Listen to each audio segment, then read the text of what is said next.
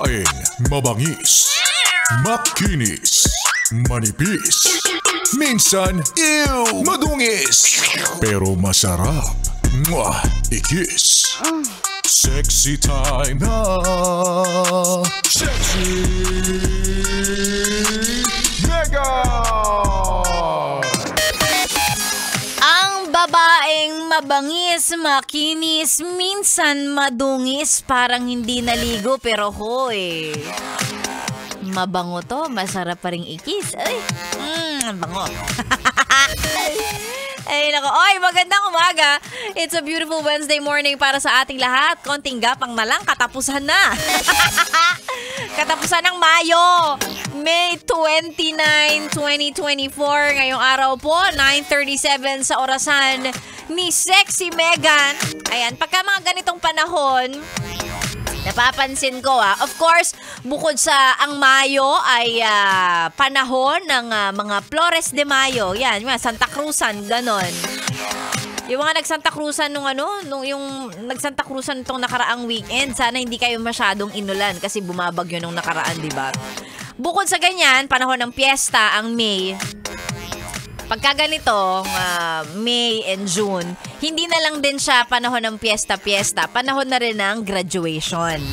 Diba? Naalala ko lang kahapon may mga nakasalubong akong mga fresh grads. Wow! Mga bagong graduate. Alam na alam mong galing sa graduation kasi may suot na medal, may daladalang bulaklak, may daladalang certificate, may naka-frame na kung ano, ganon. Kasama yung mga pamilya nila, obviously. So, diba? Ako sa mga bagong graduate dyan, congratulations po sa inyo. Welcome to the world of the unemployed. World of unemployed. Ayan, congratulations. Ay, may mga ganyan. Nag-ano talaga ako.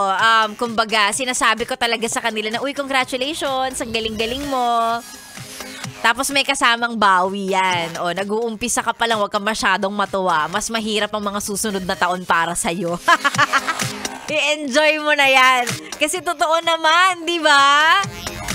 Umpisa pa lang yan.